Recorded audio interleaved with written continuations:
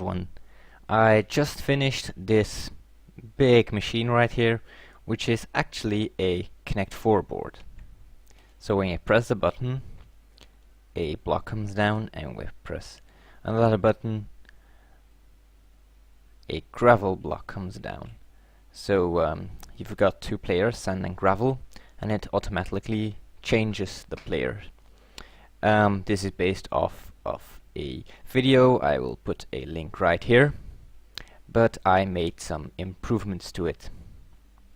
The biggest improvement being the way the current from the button goes to the pistons that push down either the sand or gravel. And in the original it was done like this, with a repeater next to the button, because the button itself takes up a block. The repeater can tap the current off of that block and bring it either down and under or up and over to the pistons on the back. But the downside of this is that you either have like a one block corridor, or you have the repeaters that you just walk on, and maybe a hole that the redstone goes in and stuff. It just doesn't look very nice. So what I did is I hooked up pistons to this. I'll show you how that works. Down here is some redstone wiring, which not only brings the current to the back, but also breaks the blocks when you open this row of sticky pistons to clear the field. Now what happens when you press the button is this sticky piston right here comes down and pushes down this dirt block, letting through the current.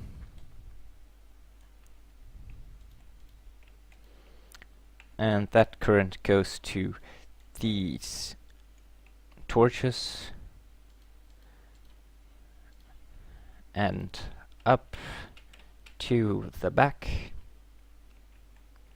Don't mind this is another machine. Onto these torches, which bring it all the way up to the pistons. Now the second part to this is changing the players.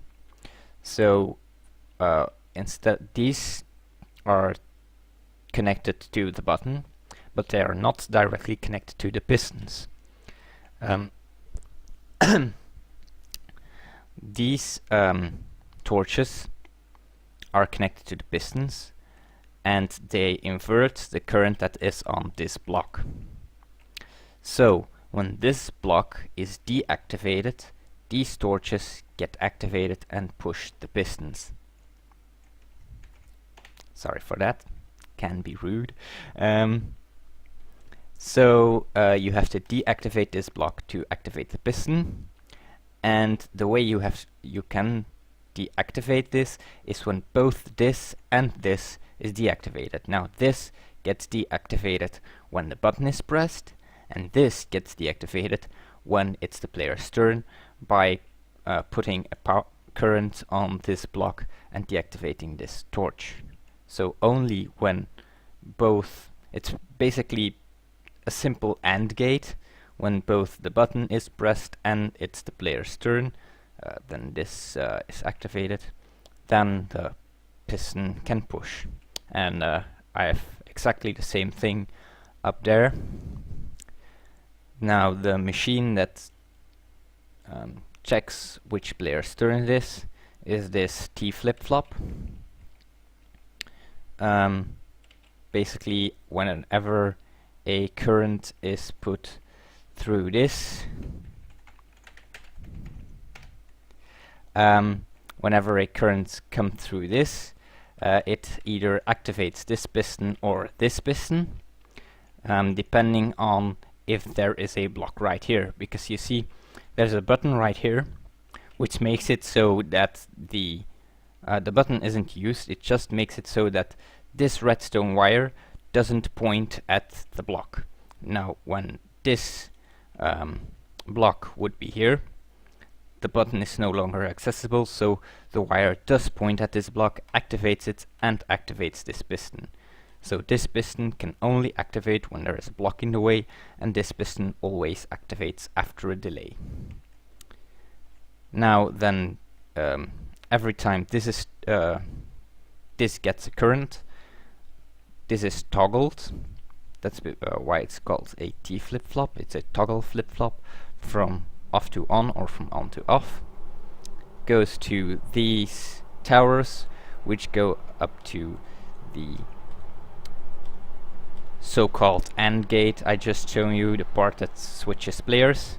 Goes up to there, is inverted right here for the other player, and also goes to a indicator torch which shows if it's which player's turn it is. Now then you basically have the game ready, but another problem I had was how to refill the containers for sand and gravel blocks, and that was pretty hard. Took a while to figure out. But basically you just turn on this clock and wait a while and refill it right here. It's pretty user friendly. Same here. This takes a little longer because it has to get higher up, but once it gets going, it's pretty fast. I'll leave this on to show you how it works. This is the power from the lever that goes to this clock. If the lever is turned on, the only thing it does is just turn off this clock. And the current from that goes to this piston and this piston.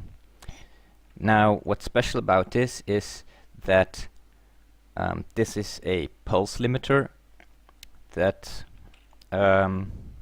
basically turns a long pulse of I think it's 4 ticks, brings it into here, and changes it into 1 tick. So it's very fast. What this does, it brings up the piston and brings it down back immediately, because it's only 1 tick that it's up. But it takes a while. Well, it takes a very short period for the gravel to start falling again, and during that time this piston is activated and pushes another gravel block under there. I'll show you that by removing one. As you see, it's really fast, and it has to be fast for it to work, because the gravel will start falling almost immediately. I'll turn it back off. It does sometimes, you see I put there are 2 blocks missing. That's because it does break some blocks sometimes, but it's not like some of them just fall down and you can pick them back up, and it's not like gravel and sand is that hard to find, so I'm not gonna try to deal with that issue. Maybe if you make the clock slower, but that would just make it slower to refill. Now there also goes a current up, because pistons can only push, I think it's 15 or 13 blocks or something. There's a second layer that's exactly the same as this one, but moved 1 to there to the right. So it makes a new stack up there, and once it gets at the appropriate height, it's pushed to the right and just pushed onto the stack. And on the end of the stack there are furnaces, because furnaces can be moved by pistons. It's just to avoid that when you keep putting new blocks in the refiller, that they fall off. And it shows you that it's full, because it stops working. It just jams when it hits a piston. It hits the furnace. And this for the sand, it's just the same, but it's only 1 high this time. This was a lot easier, by the way.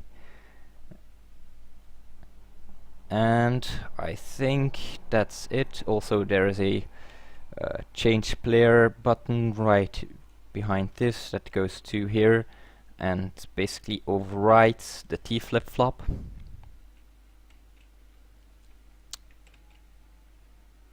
And that's it. I'll just show you all the controls. This is the turn indicator. Here you can press which block you want to which block you want to have falling down. This is to clear the field. It's just this layer of blocks connected to sticky pistons. This is a button to change the player I just shown you, and this basically just stops the clocks for the block elevator. Also, I made that 3 while I was a bit bored with redstone. And I'll show you these machines. That is a Dance Dance Revolution game. This is a Rainbow Runner, which is basically a recreation of someone else's game. And this is a lava game that I'm also making. That's it. See you later.